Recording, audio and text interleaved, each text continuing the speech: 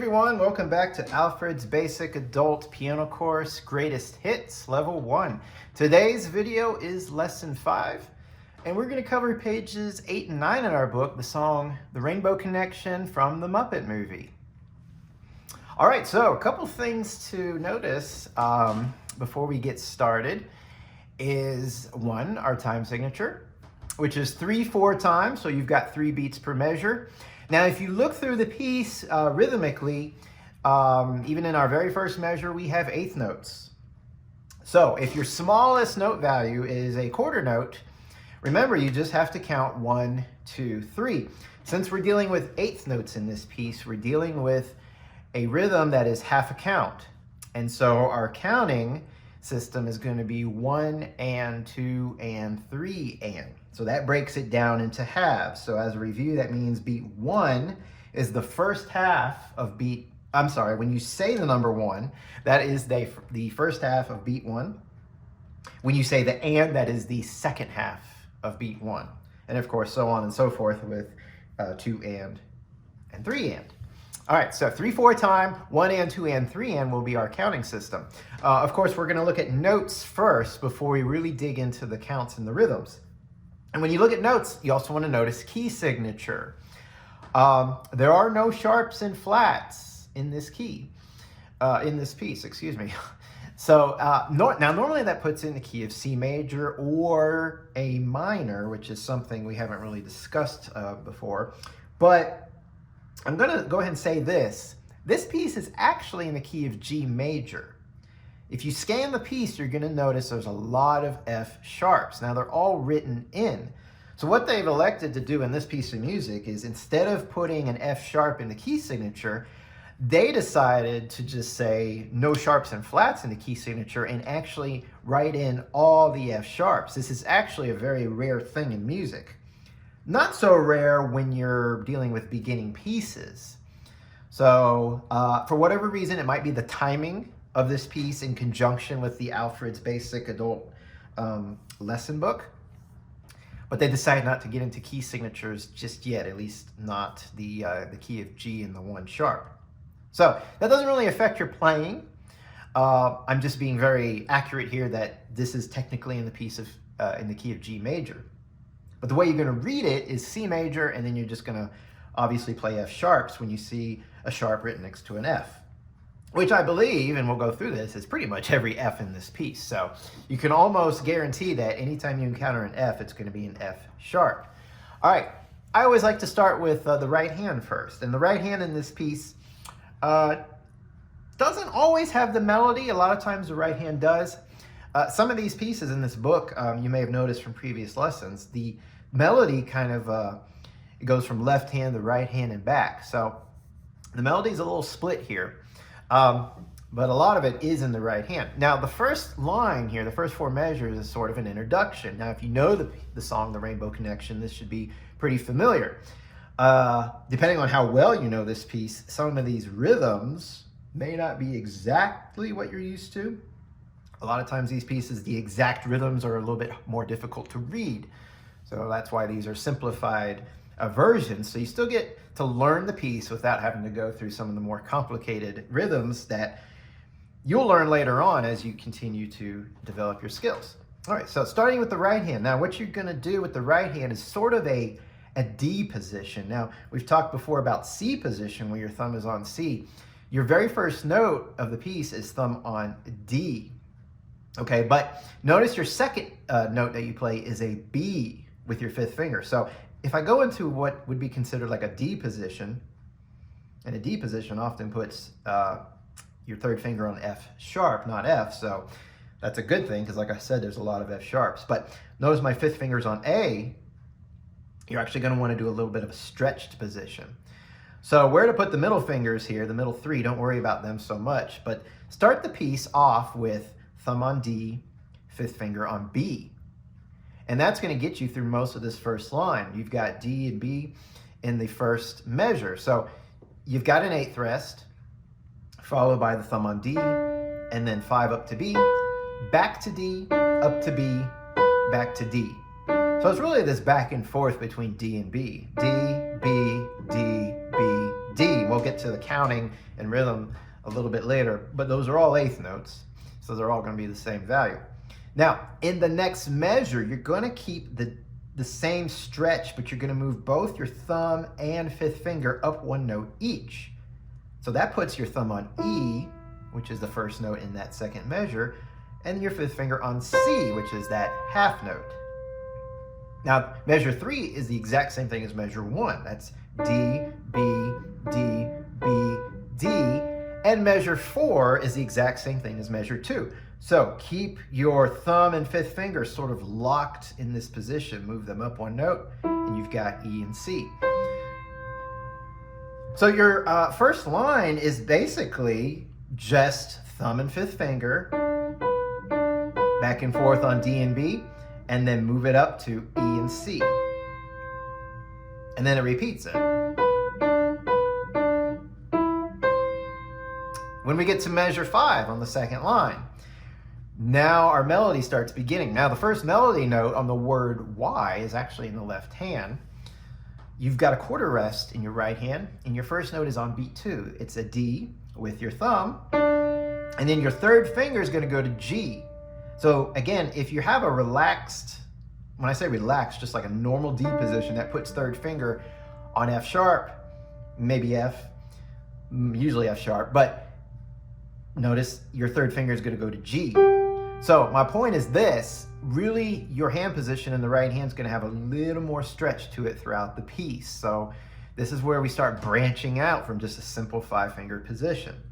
Okay, so don't think about fingering, think about notes first. Because if you read that, oh, third finger, and assume your third finger is on the right note, it's not. So you've got to read that that's a D in measure 5, and you're going to a G, and then say, okay, now G with my third finger. So we got to really focus on notes and then fingering attached to those notes.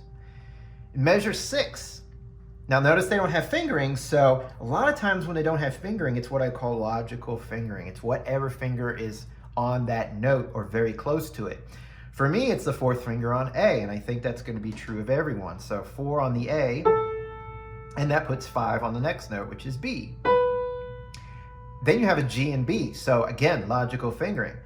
3's on G, 5's on B. Make sure you hit them together precisely. You get a nice clean sound. You don't want this or this. So if you feel one finger comes in before the other, that's called being a little off balance. So you got to practice it so both fingers are completely balanced. Notice it's a third and fifth finger. They're a little bit weaker than say 1 and 3. So it's a little bit harder to achieve that balance, so be mindful of that. In measure 7, our third measure, you get the quarter rest again, and you've got a D again on beat 2 with your thumb, G with your third finger, and then the next measure, you hit that G again, and then you have an F sharp and an A. That's 2 on F sharp and 4 on A. Making sure, again, it's one clean, clear sound. Going on to the last measure on that line. Again, you have a quarter rest on beat 1, thumb again on beat 2. Now, F sharp is third finger. So at measure 10 on the third line, that puts 4 on G. And then your thumb again on D. And then measures 11 and 12, you have an E. It's tied. See that little slur? It's not really a slur, it's a tie, because those are both the same pitch. They're both E's. So that's tied for 6 counts total. 1, 2, 3, and another 1, 2, 3. In measure 13, it kind of repeats from measure 5 again. These next several measures are a repeat. So you have a quarter rest, followed by thumb on D. Bring that third finger over to G. Next measure, 2 eighth notes, you have 4 on A, 5 on B. Here's that G and B again with 3 and 5. Down to measure 15 on the bottom line, quarter rest. And then thumb on beat 2, on the D. Third finger on G once again. Next measure is G again. And then 2 and 4, 2 on F sharp, 4 on A. In measure 17, another quarter rest. So notice a lot of these measures have a quarter rest in the right hand. That's where your left hand takes the melody. On beat 2 there, thumb on D. So far, every time you have a D, it's with the thumb. That's been our lowest note in the right hand, so it's going to be the thumb. Notice the F sharp is your third finger. In the next measure, that means 4 on both of those Gs. Down to D again, that's your thumb. And you have an E tied once again. From measure 19, up onto the next page, measure 20. So that E is a dotted half note tied into 2 measures, so a total of 6 counts. Notice it's your second finger on E. So when you're leaving measure 20, at the top of page 9, going into measure 21, notice they have your thumb going to E. Very important that your thumb goes to E. The reason for this is so you could reach the next note, which is B. It's a lot harder to do 2 on E to 5 on B. It can be done, but it's an unnecessary stretch. Much more comfortable to do E with your thumb and B with 5, especially since that's what you're playing for the rest of this line. Every one of these notes is a back and forth from measure 21, 22, 23, and 24. Back and forth from E to B, back to E, back to B. So let's keep track of how many there are. How many times does it go from E to B? If I start on E, on measure 21 to B, there's 1 time. And then it does it a second time. And then a third time. A fourth time. A fifth time. And then it ends on E for 2 counts. So I can keep track of how many times it goes E to B, but also keep in mind 3 beats per measure. So it's not bad to keep track of how many times you go through a pattern, but then eventually you're going to want to make sure you're counting correctly, assigning the right count. You don't want to go 1, 2, 1, 2, 1, 2. That can get a little confusing with our measures and 3 beats per measure. So keep in mind, I'm going to go ahead and do some rhythms here. It's going to go 1, 2, 3, 1, 2, 3, 1, 2, 3, 1, 2, 3. Now that's the precise way of doing it, the most correct way with the musical counting involved.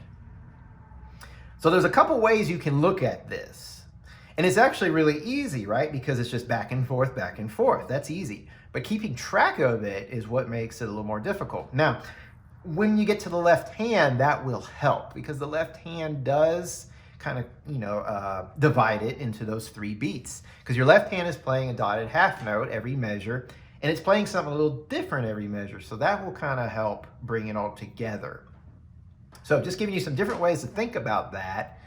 But in the end, it's almost easier when you put the left hand with it because it's sort of just, like I said, it kind of organizes it a little bit better. All right, so after that line, you're going to go down to measure 25 with your third finger on F sharp. You ended measure 24 with your thumb on E. So at measure 25, remember your third finger is probably on G, so you're going to have to move it down to F sharp. Why move it down? That usually means the hand has to come down because we're getting ready to go to some lower notes. And we won't even see those lower notes till the next measure, which is pretty typical. Fingering sets you up for something that often comes later. It's just finding a good spot to make the exchange. This is a good spot at 25. So that F sharp you're going to play 3 times. And the reason it's F sharp 3 times, if you remember the rule, a sharp or flat remains sharp or flat within that measure if it's the exact same note. So those 3 Fs are all the exact same Fs on the piano. Therefore, all 3 of them are sharp. When you get to measure 26, that's 5th finger on A. Back to the F sharp. So that should be 3rd finger. Down to your thumb on D. In measure 27, that's a D and an F sharp. You just played an F sharp and then a D. So you're going to play them together with that same fingering. 1 on D, 3 on F sharp. It's tied, just like the previous ties in the right hand. It's 6 counts total. the last measure on that line. Bring your thumb down to middle C. Bring the whole hand down. So don't just stretch. Bring the whole hand down. They don't tell you that. But if you look ahead to measure 30, that's a fourth finger on F sharp. So if I bring my whole hand down to C with your thumb, E with your third finger, G with 5, that puts 4 on the F sharp. Measure 29 is a broken C chord in the right hand. C, E, and G. That is a C chord. When you play it individually, that is a broken C chord. So I like to think of measure 29 as a C chord. I'm outlining a C chord. Therefore, I would go to this fingering, which is, again, going to be useful for getting to the 4 on F sharp there in measure 30. Now going on in measure 30, the next note is a G, 5. Notice it's a dotted quarter note. We'll get to that in just a little bit. I think it's the only one in the entire piece. Now you have an eighth note then that follows that, and my 2 is on that D, that eighth note, but I need it to be the thumb. Now the D plays again in measure 31. That's still going to be thumb. And the whole hand kind of shifts because of it. That puts 3 on F sharp, 5 up on A. In measure 32, that's F sharp once again, 4 on G sharp. And they're just reminding us in this case, 4 on G sharp. You have a quarter rest on beat 3, and in the last measure on that line, you have a quarter rest on beat 1. So 2 quarter rests back to back. Notice my second finger right now is on E. Yours may be as well. You're going to need to move your thumb to E. And that should put 3 on G. Now 34 kind of sneaks up on us. 34, you have an F sharp and a B. Now that's 2 on F sharp and 5 on B. Quickly though, you're going to move to just a B. So notice the F sharp and B is an eighth note. So you're not going to sit on there too long. And then you're going to play just the B again. So it seems pretty easy, but it's kind of tricky how you have to go from F sharp and B and then quickly just to B. So you're gonna have to put a little weight on that pinky finger on that B so you don't get tempted to just do this again. It's easy to hit that F sharp again, so kind of weight over onto that fifth finger. Put some weight over onto it. Now not too much, of course, either, just a little bit. Because then you've got 4 on A. In measure 35, that puts 3 on G. Thumb down to D. And this is kind of like the introduction again. 5 on B, back to D. 5 on B, back to D. The next measure is like the second measure of the introduction. You had this D and B, right? You're going to move the hand up to E and C. And then the last 2 measures, you got this quarter rest. During that quarter rest, you've got a big jump. Now keep the hand position locked for this jump. This interval of E to C is a 6. 1, 2, 3, 4, 5, 6, right? The last 2 notes you play with the right hand is also a 6. It's up here, B and G. 1, 2, 3, 4, 5, 6, right? 6 notes apart. So keep your hand that distance apart, that 1 and 5 finger. Watch as I move my hand. I'm not going to contract or expand.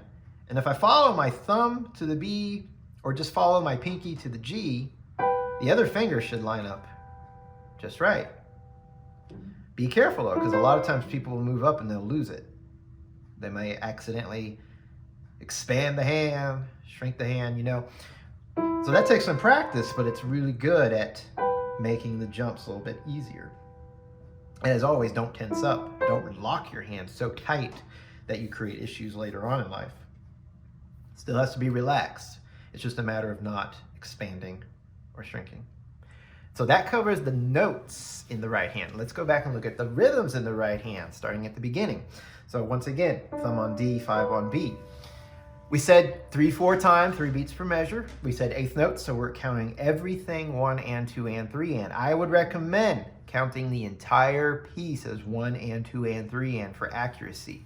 You may get to some of these longer notes, like a dotted half note, especially if it's tied for 6 counts, and say, oh, do I really have to count 1 and 2 and 3 and 1 and 2 and 3 and?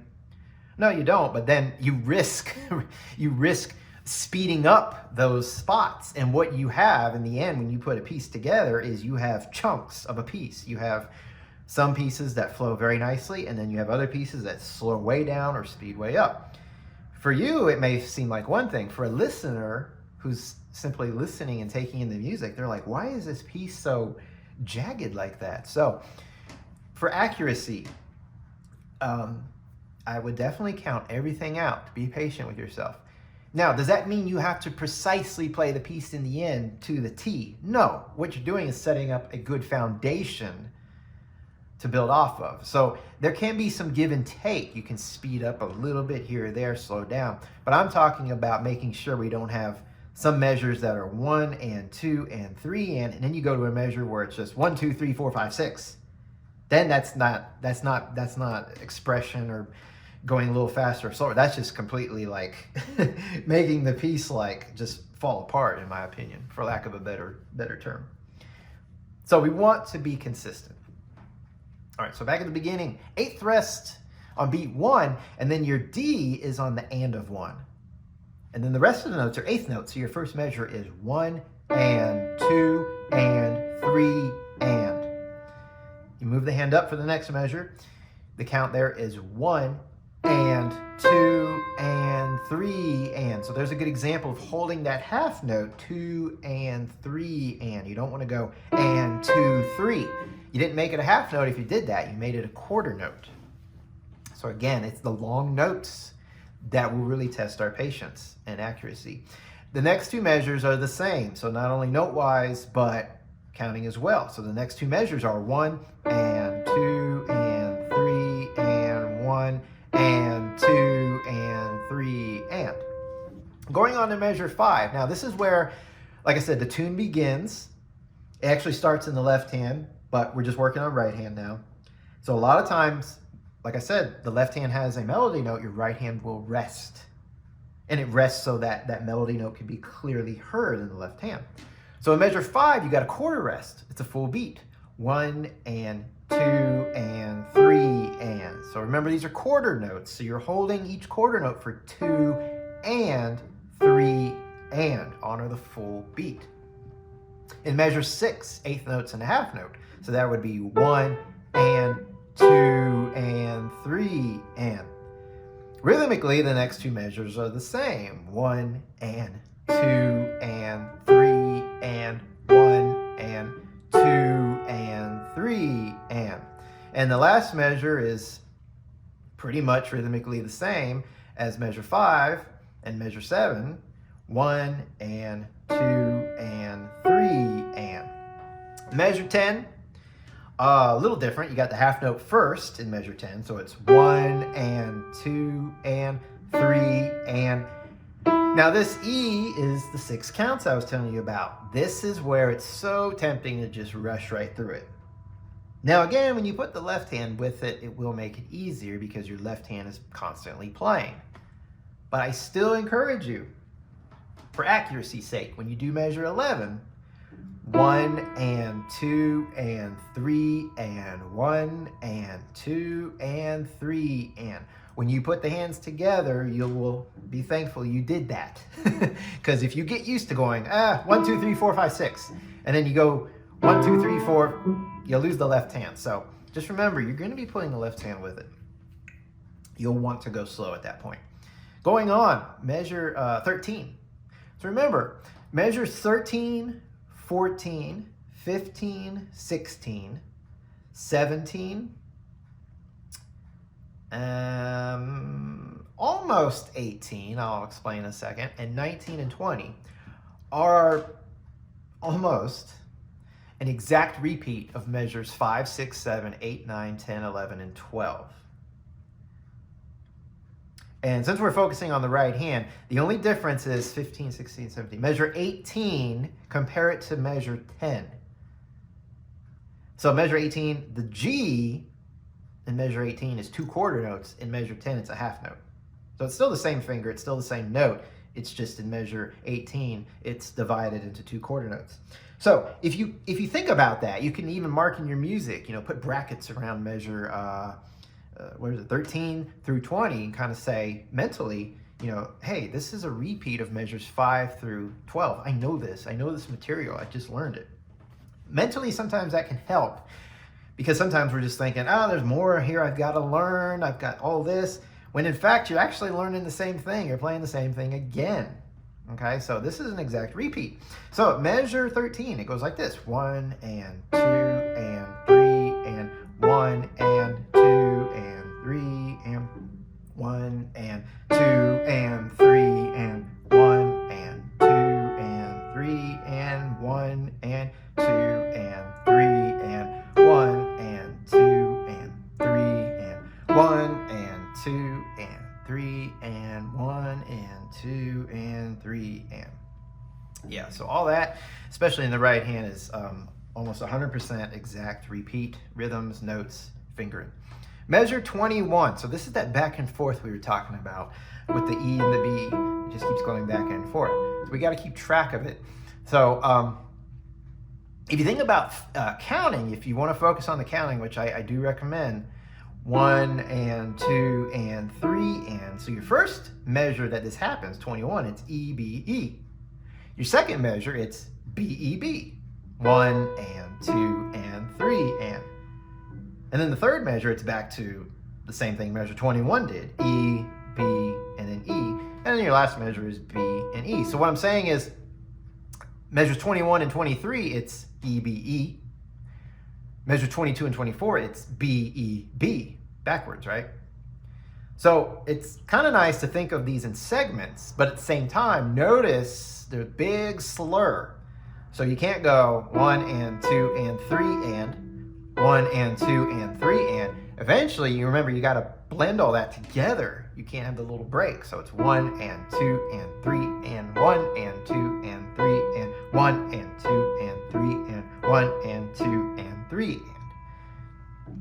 So you do have to eventually make that whole thing smooth. So I'm not saying it's bad to break it up into sections. I almost encourage it in the beginning, just to kind of, again, it's how to organize this into a faster way of learning it and looking at it, rather than just individual notes. Noticing there's a pattern here. Music is full of patterns, and the faster you start to realize and recognize patterns in each piece, the easier it is to learn something, because you don't want to go through a piece and just think of every single individual note. You want to make connections, and that, like a chord, right? Instead of looking at C, E, G, I start thinking of it as a chord, a broken chord, which I mentioned earlier happens in measure 29. So I always encourage pattern thinking, and this will increase your reading abilities and the memorizing and learning process. Going on to measure 25, so remember, you move your third finger to F sharp, and these are all quarter notes in the next two measures. So it's just 1 and 2 and 3 and 1 and 2 and 3 and 1 and 2 and 3 and 1 and 2 and 3 and. So once again, our dotted half note that's tied. Now we're going to get into some different rhythms coming up. So measure 29, you're going to shift down to that broken C chord. 1 and 2 and 3 and 1 and then here at measure 30, that G is a dotted quarter note. A dotted quarter note's 1.5 counts. It comes in on beat 2. So it's going to be 1.5 counts. So that's all of beat 2 and half of beat 3. Putting that together, that would be 2 and 3. And then the and of beat 3 is this 8th note at the end of the measure. So measure 30 goes like this. 1 and 2 and 3 and.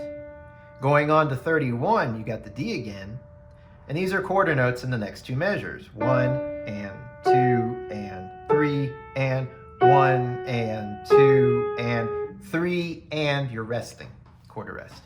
Putting 30, 31, and 32 together, it sounds like this. And you'll notice the Ds, you got the 8th note D at the end of 30 and then going quickly into the next D. Now that 8th note's super important because sometimes we may hold it too long. Sometimes we may play it too fast.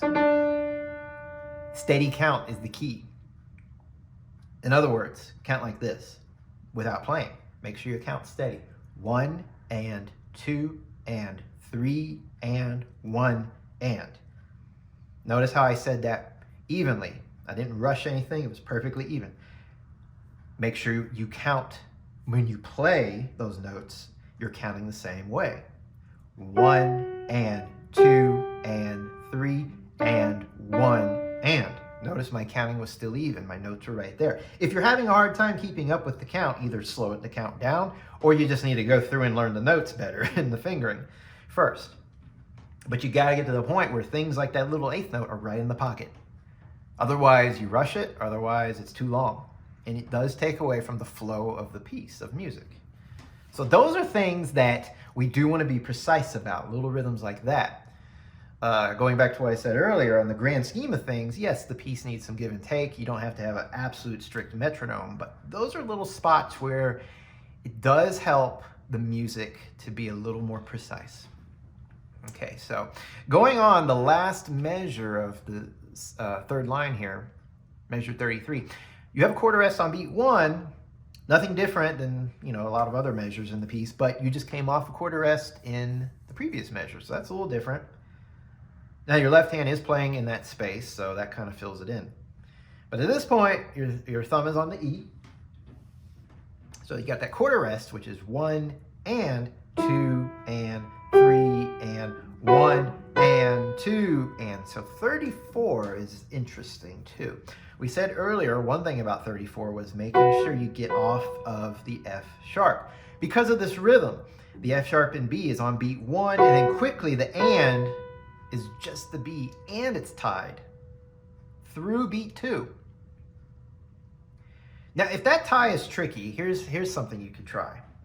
You could try practicing the measure without the tie.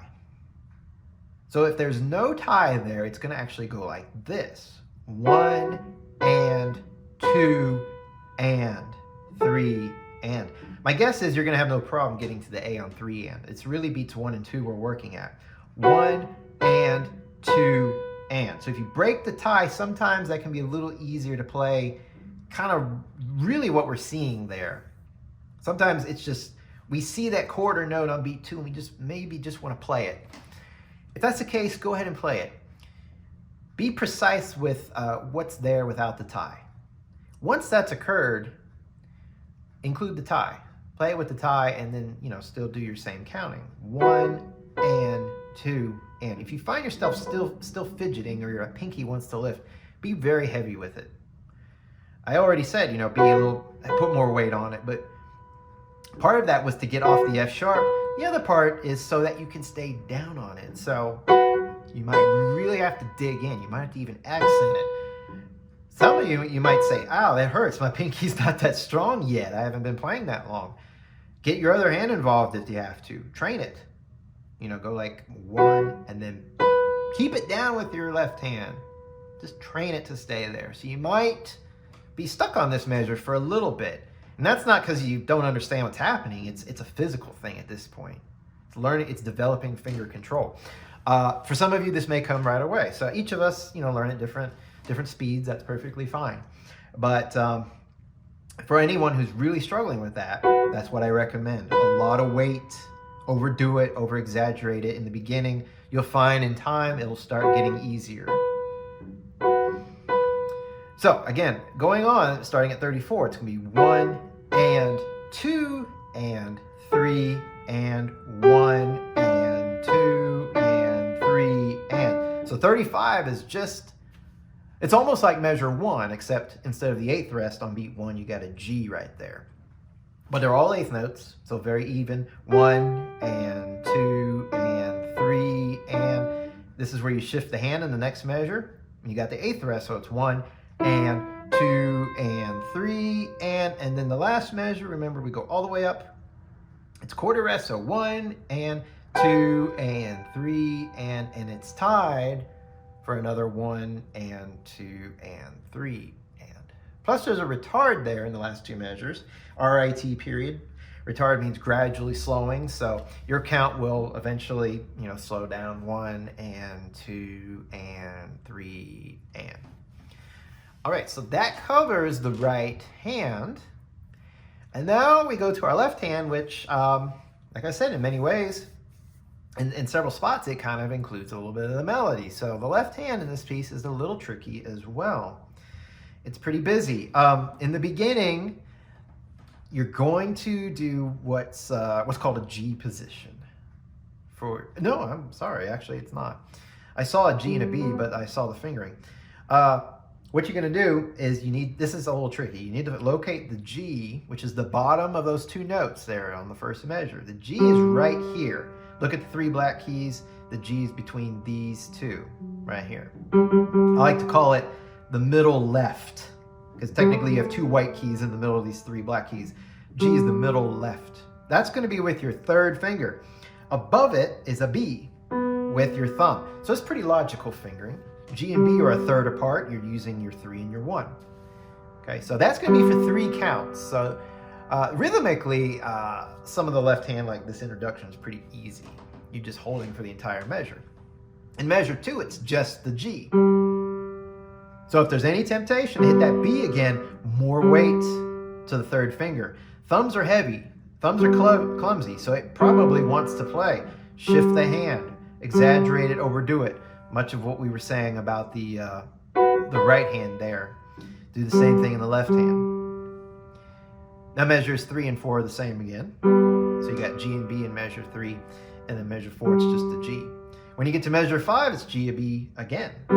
Only 2 counts. Notice the 8th rest on beat 3, and then your 4th finger on F sharp. Now, advice about this F sharp, really any black keys.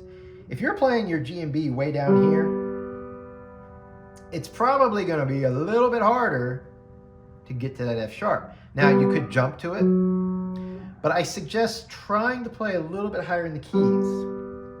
Now, that's not easy, because the higher you play in the keys, the more finger control you need. You're relying more on fingers at that point and less on the hand and arm. When you're down here, you're still kind of playing more with the whole hand and the arm in control.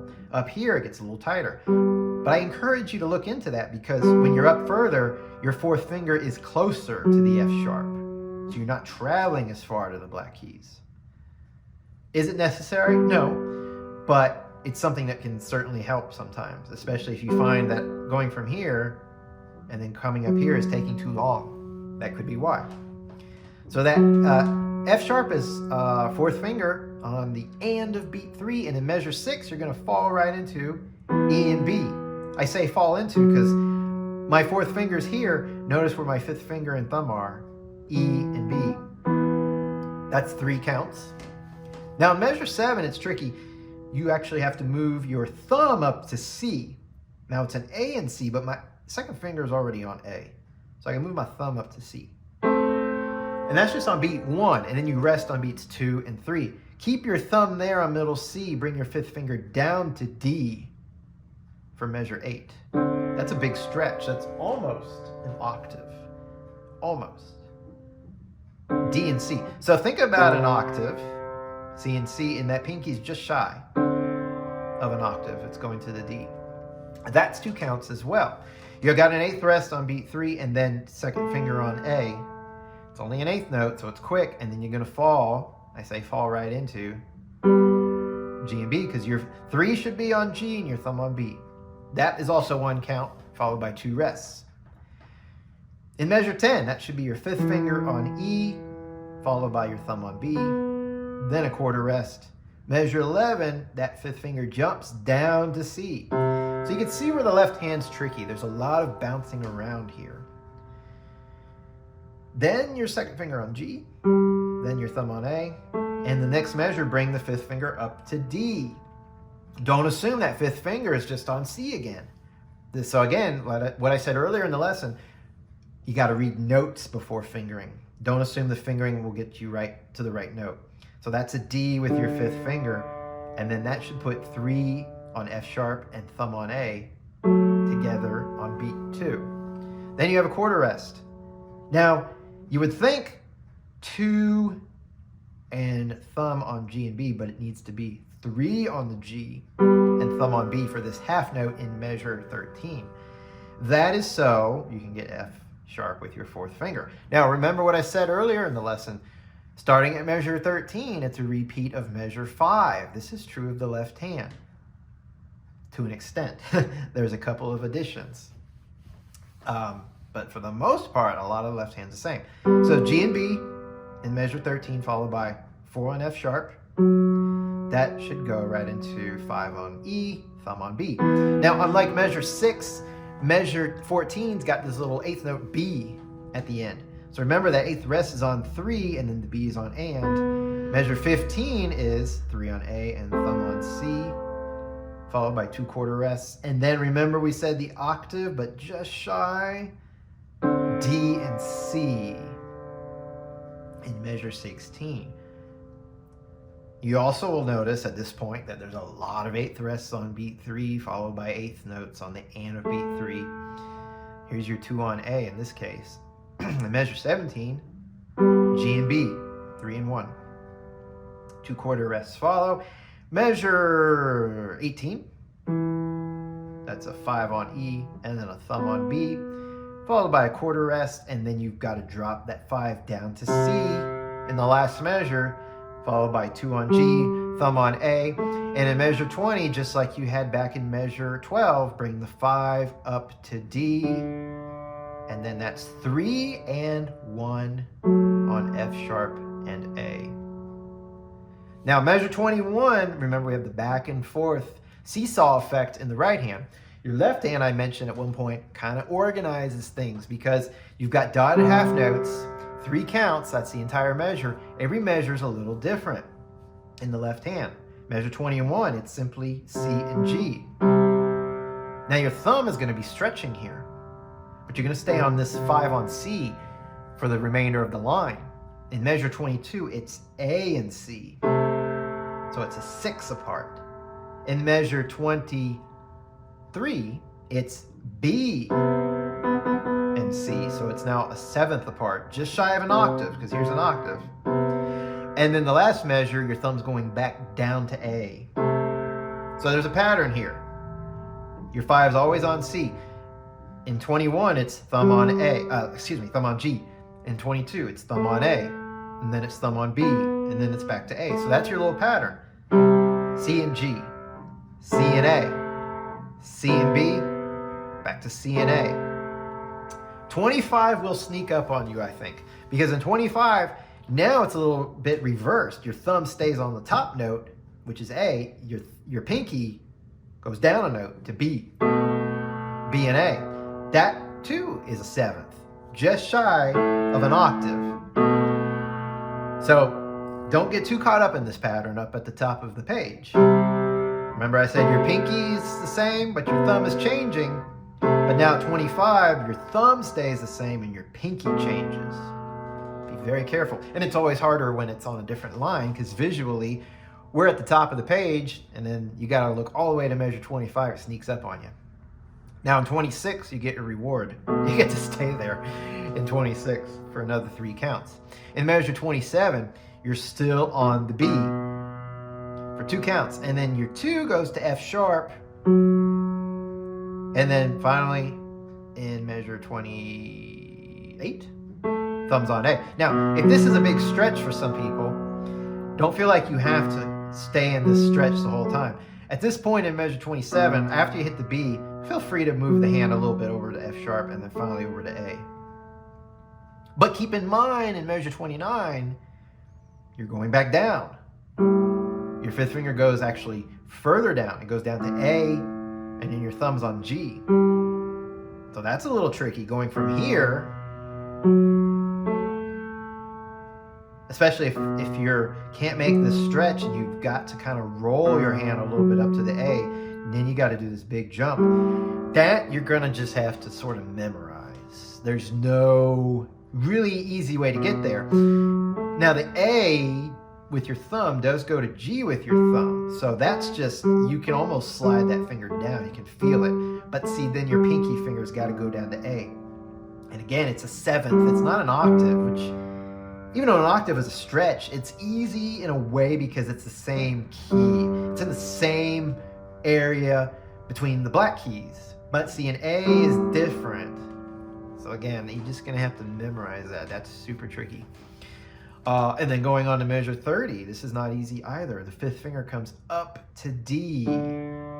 So you're gonna have to memorize going from A to D. And if you want to memorize these things, try it with your eyes closed. Try going from fifth finger on A to fifth finger on D without looking. You might have to start this way. You might have to hit the A and then feel the B, feel the C, feel the D. Sort of drag your fifth finger over that D. So you're kind of learning the distance.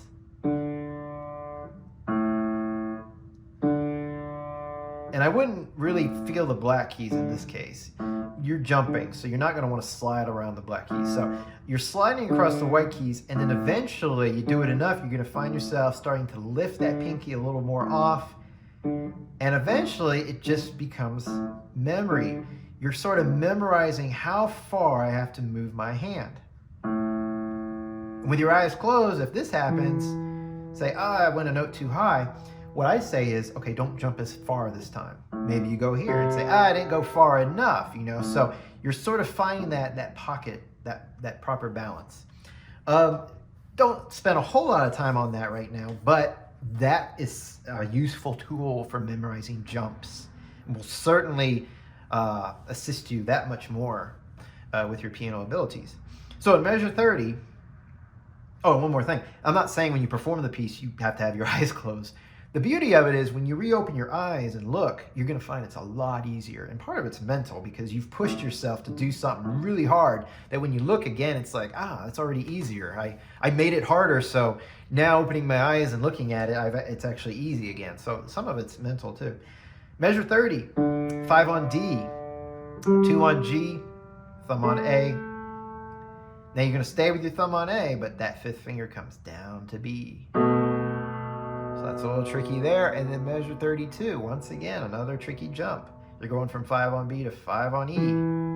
All right. Followed by thumb on B. Then you have a quick 8th rest, and there's a shift during that rest, 2 on the B. And the reason for that is so you can comfortably get to A and C. If I have thumb on B and I leave it there, I'm going to have to move my thumb over to C, and it won't make it smooth. It'll be choppy. So E to B, shift to 2 on B, and then 3 and 1 on A and C. 34, again, sneaking up on us. 5th finger down to D. And then up to C, so just shy of an octave. That's a 7th once again. And then in measure 35, 3 and 1 for the G and the B, just like the beginning. And then measure 36, just the G. Measure 37, you get the G and B again. And during the quarter rest, big jump down. Your thumb goes all the way down to D. And then lastly, this low G with your 5th finger. That is a tricky left hand. Spend a lot of time on that left hand before you even get into rhythms. You got a lot of jumps, so you really got to work that out. Certainly before you put the right hand with it. Now, as far as counting in the left hand, some places are easy, like the very beginning. So remember, the entire first line is dotted half notes. 1 and 2 and 3 and 1 and 2 and 3 and. Same thing for measures 3 and 4. Now, when you get to measure 5, there's a lot of these measures. Like I said earlier, you've got an 8th rest on beat 3. You've got an 8th note on the and of 3. These 8th notes are super important. When you're learning the rhythm on those 8th notes, go on to the next measure. So in measure 5, when you're learning the F sharp, go on to here. Because here's what happens, and part of it is you got to know your notes. Here's what happens. You've got measure 5, you're starting 1 and 2 and 3 and let's see, where's E and B? There it is. Now, it's good you take your time to make sure you get the right notes, but you got to be careful.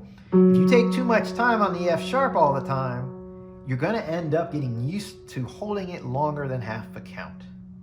Now, part of it may mean slowing down the count. What I recommend is start on measure 6. Make sure you got the E and B. Make sure it's with 5 and 1. Then back up to the 8th note and just go and 1 and 2 and 3 and. Now, you don't have to count out the 1 and 2 and 3 and every time for measure 6, but You want to make sure the F sharp is just a half count. And 1, and 1. You want to get that smooth and comfortable. Then when you go back to the beginning of measure 5, it should be like this. 1 and 2 and 3 and 1. So you see how that works. Okay, so if you encounter that, in measure 6, 7, 8, measure 11, 12, 13, 14, you're holding those eighth notes too long, it's probably because you're looking for the notes in the next measure. Start in the next measure and then back up into that eighth note, from that eighth note into the next measure. And like I said, always go on. Don't just go 1 and 2 and 3 and, okay, I got it. And part of it is not landing on and, but finishing on 1, okay? So that's also what I'm trying to get at. You can't just land there and say, I've got it.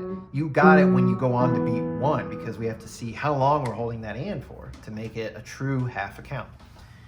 Going on, measure 7. So measure 7, this is 1 and rest, rest. So 1 and 2 and 3 and 1 and 2 and 3 and 1 and. So same thing right there. And then make sure you're off on beats 2 and 3 for the rest. In measure 10, 1 and 2 and 3 and 1 and 2 and 3 and 1 and 2 and 3 and. So again, rest. There's a lot of rests, especially in the left hand. Be very, very cautious. It's so easy to hold through a rest. We got to lift. Okay, there's a reason those rests are written. Sometimes it's musically, sometimes it's to get to the next set of notes. Sometimes the arranger writes in a rest to help you get to the next set of notes in time. So take advantage of that. Like I said, measure 11, 12, 13 is a repeat of measure 5, except in the left hand in measure 14, there's an extra eighth note. So in measure 13, we've got 1 and 2 and 3 and 1 and 2 and 3 and 1 and off. Measure 15. So same thing I was talking about in measure 5, that same concept with that counting. Again, measure 16 to 17 and 1 and. So you've got that in a bunch of places. I'm just scanning the rest of the left hand, and it's generally the same idea throughout with the counting. Mind your quarter notes, mind your quarter rests.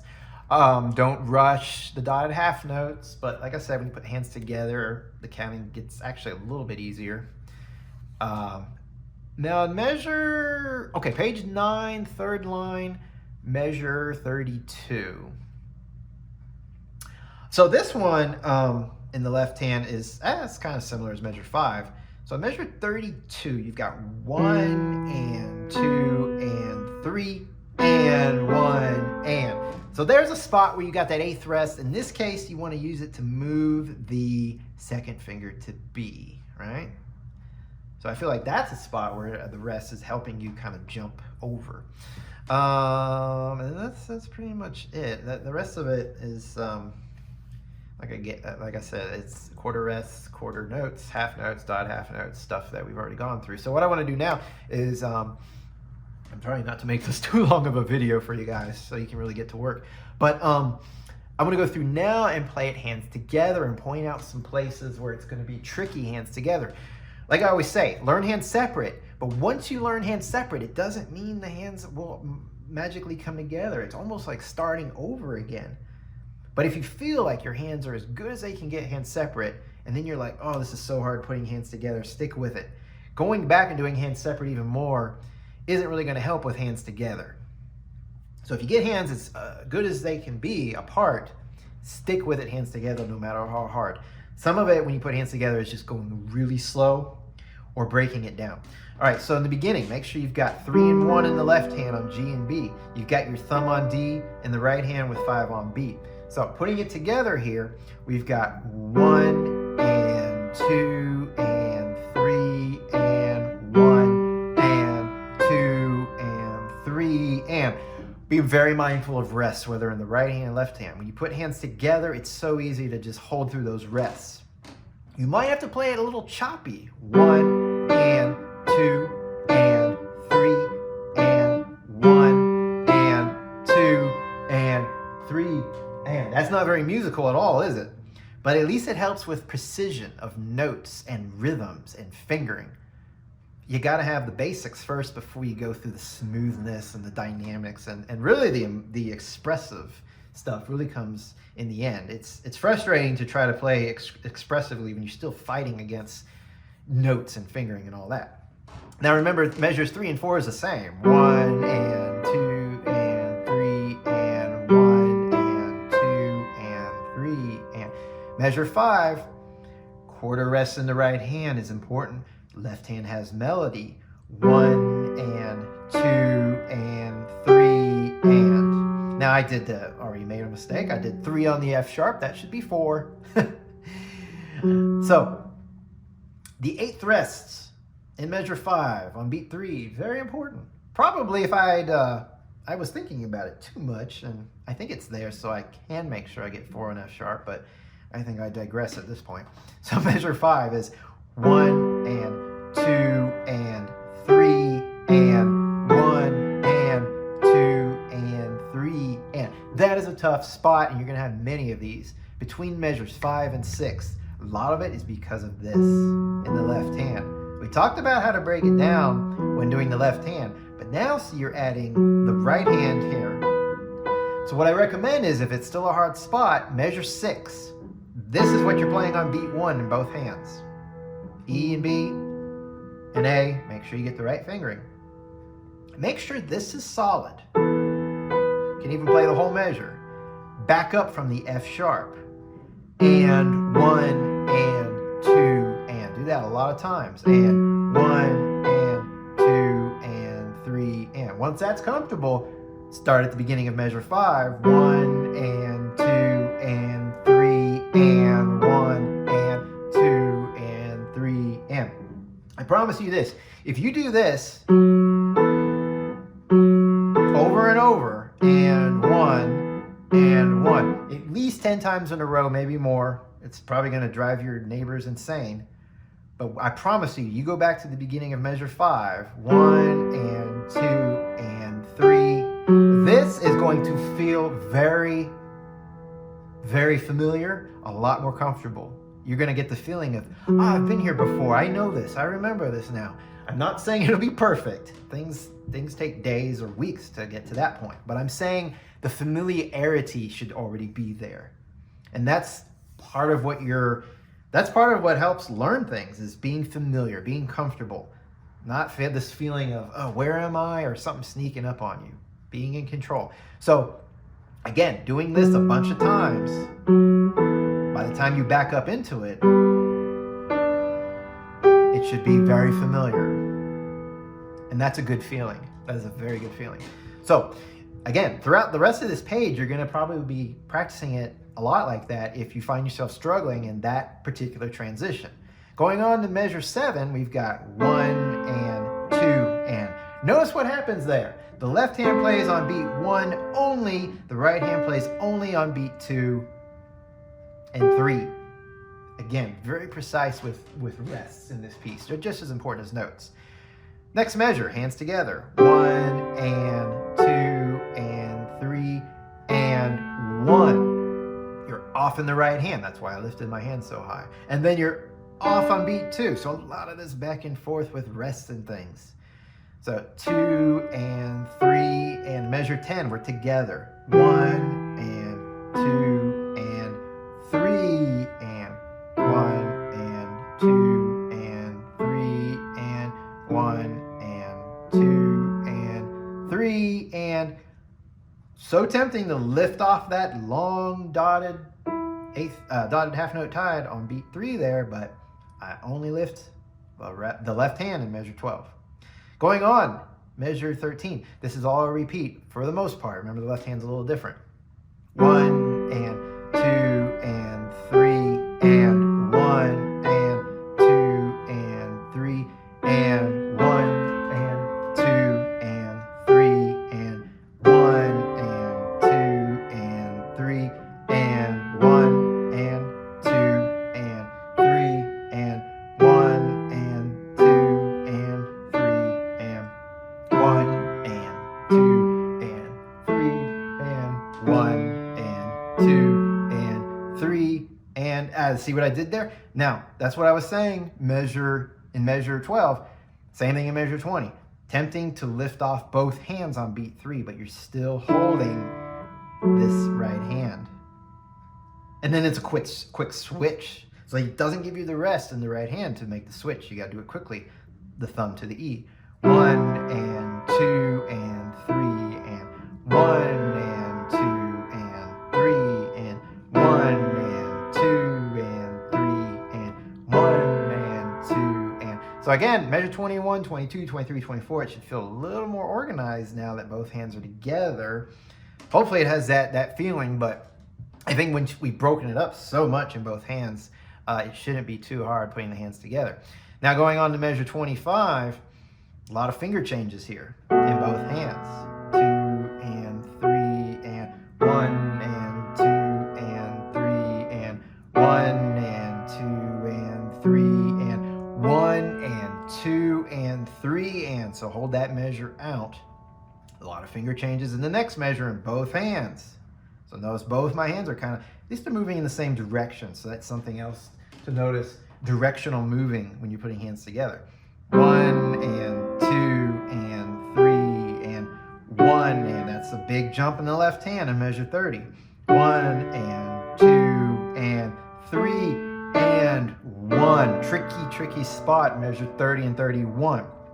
Beat 1 in measure 30, hands together. Beat 2, hands are together. Beat 3, it's left hand, right hand. So think about coordination. Together, left, right, and then the next measure together. So really go slow and think about it like that, and that can help bring the hands together. In measure 32, that fifth finger in the left hand comes way up. 1 and 2 and... Both hands rest on beat 3, and then your left hand 2 on B, and 1 and 2 and. So notice the left hand is playing by itself, and 1 and then the right hand 2 and 3 and then 34. This is tricky because we have this in the right hand. Your fifth finger comes way down to D.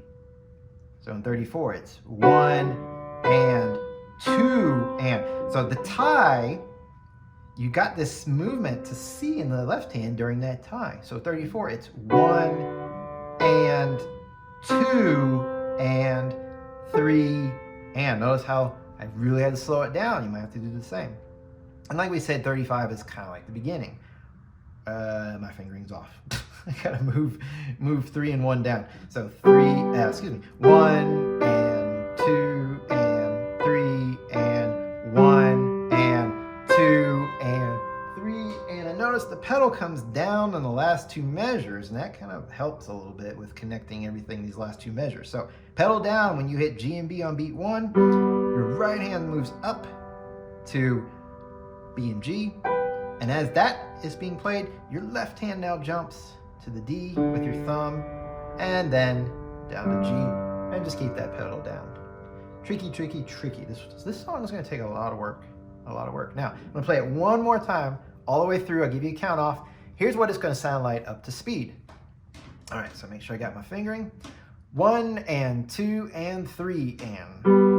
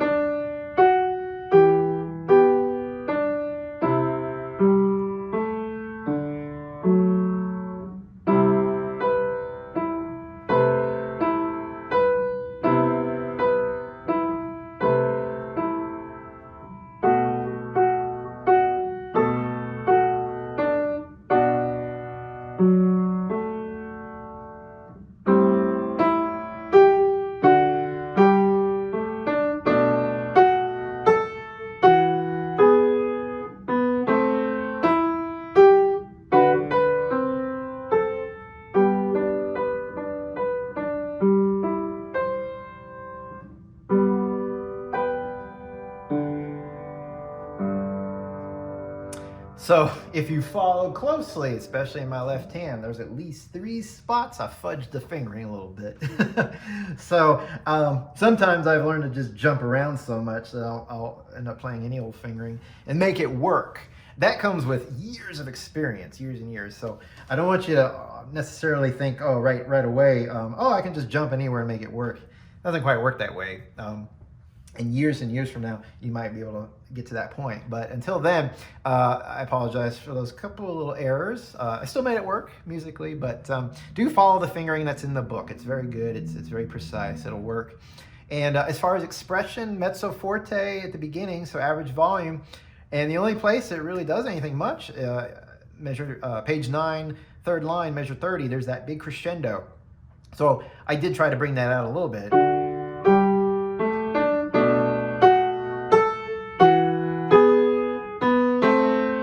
Get a little bit softer here until the end it fades away. So yeah, that covers it. So again, a very tough piece. Now if you don't get every single detail, don't be frustrated. This is hard. I'm teaching so much information here. For those of you who have the time and want to dive into every single detail, there it is.